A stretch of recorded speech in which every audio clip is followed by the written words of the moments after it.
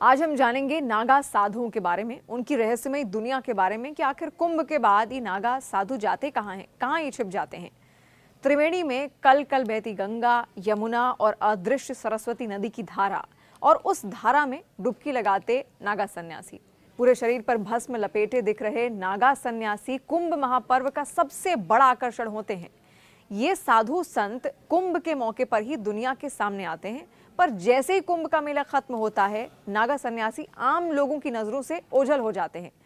ऐसे में पूरी दुनिया ये जानना चाहती है कि ये नागा साधु संत आखिर कुंभ के बाद और पहले कहाँ रहते थे, और कुंभ खत्म होते ही संतों की ये टोली आखिर कहाँ चली जाती है। नागा साधुओं को करीब से जानने वाले ये बताते हैं कि कुंभ खत्म होने के बाद कुछ नागा संत साधना के लिए पहाड़ और कंदराओं में चले जाते हैं, जबकि कुछ अपने अखाड़ों में लौट आते हैं। इसके अलावा कुछ युवा नागा साधु ऐसे भी होते हैं जो दिगंबर रूप छोड़कर एक वस्त्र पहनकर समाज को धर्म और आध्यात्म से जोड़ने में जुट जाते हैं, पर जब साधना का वक्त होता है तो वो दिगंबर रूप में ही रहते हैं। ऐसी कई धारणाएं हैं जिसमें नागा साधु और संत कुंभ मेले में गंगा स्नान करने आते हैं और मेला खत्म होते ही हिमालय की पहाड़ियों और निर्जन जंगलों में चले जाते हैं। कुछ लोग ये भी मानते हैं कि नागा साधु उन शमशानों के आसपास गुफा बनाकर रहते हैं जहां तक किसी सामान्य इंसान की पहुंच नहीं होती, क्योंकि नागा साधु संत सांसारिक मोह माया से दूर रहते हैं। ये भी मान्यता है कि नागा साधु नग्न अवस्था में ही रहते हैं और मांस मदिरा भी पीते हैं। इनके पूजा पाठ में शव अहम हिस्सा होता है। इसी वजह से ये नागा साधु शहरों में नजर नहीं आते।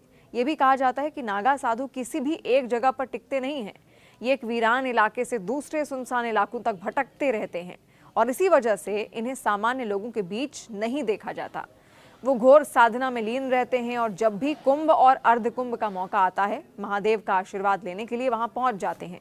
माना जाता है कि नागा बाबाओं ने समाज से अलग रहने और साधना में जीवन बिताने का संकल्प ले रखा है, इसीलिए वो भीड़ से दूर एकांत में रहना पसंद करते हैं।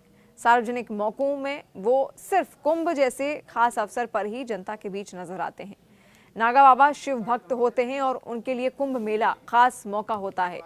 कुंभ मेले में अलग अलग अखाड़ों के साधु संत एक दूसरे से मिलते हैं, अपने विचार साझा करते हैं और अपना सामाजिक बंधन मजबूत करते हैं। कुंभ मेले के दौरान नागा बाबाओं को अपनी परंपरा, ज्ञान और साधना का प्रदर्शन करने का अवसर भी मिलता है। कुंभ मेले में गंगा, यमुना और सरस्वती के संगम में शाही स्नान का खास महत्व होता है। ये स्नान आत्मा को शुद्ध करने और मोक्ष हासिल करने का जरिया माना जाता है। नागा बाबा इस खास अवसर पर 12 साल के बाद स्नान कर अपने तप और साधना को सिद्ध साबित करते हैं। नागा साधुओं की दुनिया के कई रहस्य अब भी सामने नहीं आ सके हैं। कहा जाता है कि ज्यादातर नागा साधु किसी न किसी अखाड़े, आश्रम या मंदिर में डेरा डाले रहते हैं। ये सभी साधु यहाँ समूह में रहते हैं, पर इनमें से कुछ साधु तप कठोर करने के लिए हिमालय और किसी ऊंचे पहाड़ की गुफा में जाकर चले जाते हैं। इनमें से कई अखाड़े के नागा साधु पैदल घूमते हुए भिक्षाटन भी करते हैं। शरीर पर भस्म, माथे पर तिलक, सिर पर जटा, हाथों में त्रिशूल और आंखों में गुस्सा इन नागा साधुओं की सबसे बड़ी पहचान है। महाकुंभ के पवित्र दिनों में ये नागा साधु पवित्र संगम में शाही स्नान करते हैं और फिर अगले ठिकाने की ओर बढ़ जाते हैं। मान्यताओं के अनुसार नागा साधु हिमालय की गुफा या एकांत जगहों पर रहना पसंद करते हैं। कई साधु अखाड़ों में भी धुनी रमाते देखे जाते हैं, पर ज्यादातर नागा साधु भीड़भाड़ से दूर शांत और अकेली जगह पर रहकर ईश्वर की सेवा में ध्यान लगाते हैं। वो सिर्फ कुंभ के मौके पर ही शाही स्नान के लिए सार्वजनिक स्थान पर नजर आते हैं।